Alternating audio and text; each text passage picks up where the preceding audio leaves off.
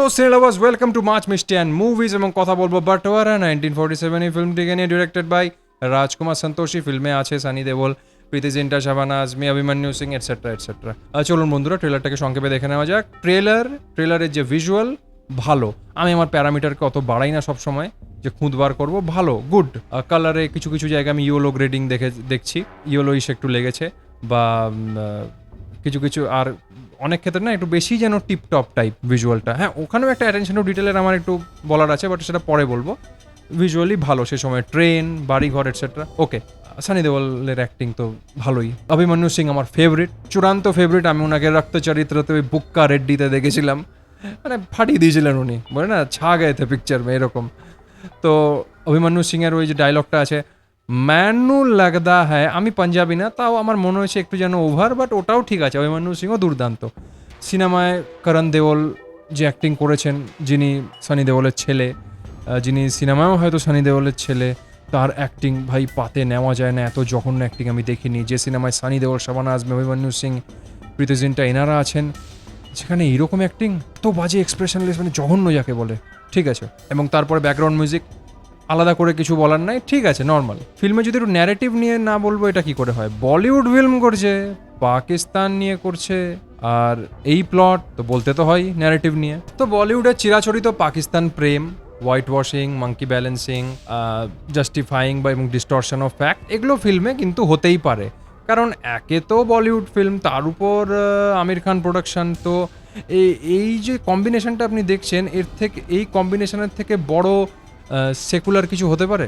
মানে সেকুলার মানে এই সেকুলারের কথা বলছি, হ্যাঁ, এই সেকুলারের না, তো এর থেকে তো বড় সেকুলার কিছু হতে পারে না। তো এগুলোও আপনি পেতে পারেন, কিন্তু যদি আমি মনে করি ফিল্ম খুলে ওই দিকের নোংরামিটা না দেখায়, এবং ওই দিকে যে নোংরামি বেশি, অনেক পাকিস্তানের কথা হচ্ছে, ওই দিকের নোংরামি যে বেশি, এটা যদি খুলে না দেখায়, তাহলে আমি মনে করব যে আমার মনে হয় যে একটা ভালো ব্যাকল্যাশ পেতে পারে ফিল্ম। তাতে করে ফিল্ম ফ্লপ হয়ে যাবে, হিট হয়ে যাবে, ওগুলো আমি বলতে পারবো না, তবে ব্যাকল্যাশ তো পাবেই, পাওয়ার চান্স খুব হাই। এটা বলতে হবে ফিল্মে যে আরে গুলি মারেন এস্টাবলিশমেন্ট আর রিলিজিয়াস লিডার্সদের। নর্মাল পাকিস্তানি মানুষের মধ্যে যে অ্যান্টি ইন্ডিয়া, মোর স্পেসিফিক্যালি অ্যান্টি হিন্দু সেন্টিমেন্ট অত্যন্ত হাই, ওরা আমাদের মৃত্যু চায়, ধ্বংস চায়, এইটা যদি ফিল্ম না দেখায়, এটা যদি হ্যামার না করে, খুলে না দেখায়, আমি বলছি না সবাইকে আপনি ওরকম দেখিয়ে দেন, কিন্তু একটা এই মেসেজটা যদি ফিল্ম না দেয়, একটা major portion of public, people, normal মানুষের মধ্যে, দোকানদার হোক, চাওয়ালা হোক এটসেট্রা, নর্মাল যারা আছে, অ্যাপার্ট ফ্রম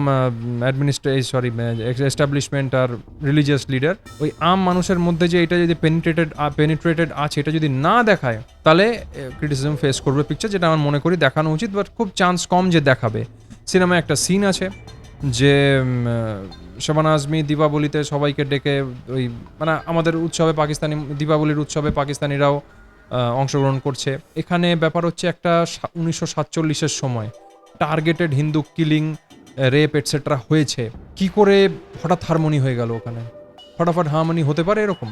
তার মানে কি ওই যে 10% লোক খারাপ, 90% তো ভালোই, ওই 10%ই এগুলো করেছে, আর 90% চুপচাপ বসছিল, এরকম কি ব্যাপারটা? আমি ঠিক জানি না, বুঝতে পারছি না।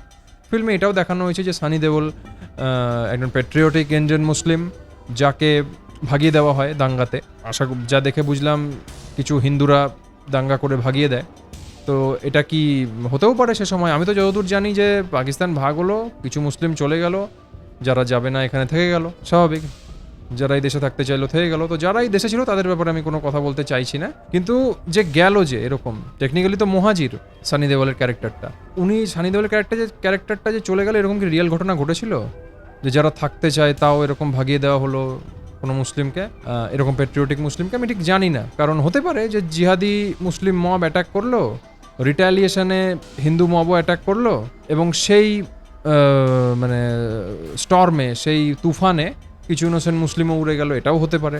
আবার নাও পারে, এটা হয়তো একটু ফিকশনাল রেখেছে যাতে ব্যালেন্স করা যেতে পারে, দুদিকটা হতেও পারে। তা আমি জানি না ব্যাপারটা কি, যা এটা এক্সপার্টরা বলতে পারবেন। এবং সেই সব এক্সপার্ট যারা এইসব আনকমফোর্টেবল ট্রুথ নিয়ে খুলে কথা বললে, যাদের সেকুলারিজমের কোনো প্রবলেম হয় না, সেকুলার কিডা যেটাকে বলে না, সুডো সেকুলার কিডা যাদের নাই, সুডো সেকুলার পাগলামিটে যাদের নাই, যাই হোক। তো এবার কথা হলো যে আর ওখানে যে ফ্রেমগুলো দেখিয়েছে, বাড়ি ঘর এটসেট্রা, রাস্তাঘাট, যাই হোক, মানে সব না খুব টিপটপ লাগছে, মানে এত একদম মানে ছবির মতো। তো এটাও একটা কথা যে একটা ম্যাসিভ লেভেলের দাঙ্গা তো বলবো না, targeted Hindu killing rape etcetera হয়েছে, ওটার একটা রিফ্লেকশন থাকবে না? না না, আমি দেওয়ালে রক্তের দাগ বলছি না, সেটা তো মুছেও দেওয়া যায়, মানে কোনো কিছু ভাঙচুর, এমন তো না যে জিহাদি মবরা বাড়ি ভাঙেনি বা বাড়িতে শাবল দিয়ে আঘাত করেনি বা ভারী কিছু দিয়ে আঘাত করেনি, তো আবার আঘাত যদি নাও করে ধরে নি, তবুও তো কিছু তো ধ্বংসাবশেষ থাকবে। একদম সব সব সাফ হয়ে গেল 47-এ যেই সানি দেওয়াল গেল তখন দেখছি একদম সব সাফ। আমি ঠিক জানি না ব্যাপারটা, এখানে ঠিক বুঝলাম না এত টিপটপ কেন। রন এই যে যেহেতু ওই টার্গেটেড যে ম্যাসিভ ভায়োলেন্স হয়েছিল টুয়ার্ডস হিন্দু, ওটার রিফ্লেকশন সেভাবে নাই চারপাশে, বাড়িতে বলুন রাস্তায় বলুন বা যাই হোক বিভিন্নভাবে নাই, তো সব কিছু একটু বেশি পরিষ্কার পরিচ্ছন্ন লাগছে। তো ওই রনেসটার একটু অভাব ফিল করলাম আমি এদিক থেকে ভিজুয়ালে। তো এটা আমার অ্যাটেনশন টু ডিটেলের কমতি মনে হলো, বা আপনি এটাও বলতে পারেন যে ইন্টেনশনালি এরকম করা হয়েছে। যাই হোক, তো ওভারঅল এটাই বলবো যে হ্যাঁ, ন্যারেটিভে এইসব distortion, monkey balancing, sympathizing, twisting facts etcetera থাকতে পারে, হাই চান্স। কিন্তু এগুলো যদি থাকেও বা না থাকেও, থাক বা না থাক, ফিল্ম কেমন চলবে সেটা নিয়ে আমি কিছু বলতে পারবো না। যদি একটা ভালো লেভেল অবধি কোয়ালিটি ডেলিভার করে তাহলে ফিল্ম ভালোই চলবে ধরে নেওয়া যায়। আর যদি এইসব মাঙ্কি ব্যালেন্সিং, সিম্পাথাইজিং এটসেট্রা করে কিন্তু কোয়ালিটি ভালো আছে, তো সেক্ষেত্রে চলবে কিনা সেটা তো টোটালি পাবলিকের উপর আমি কিছু বলতে পারবো না। কিন্তু ফিল্মেরও যদি কোয়ালিটি খুব একটা ভালো না হয় আর তার উপর এইসব এজেন্ডা ঢুকায়, তাহলে তো ভাই ওই বলে না, গাই ভ্যাস পানি মে। তো এর থেকে আর বড় করবো না ভিডিওটি বন্ধুরা, এ পর্যন্তই আজকের এই ভিডিওটি। দেখা হচ্ছে পরের ভিডিওতে।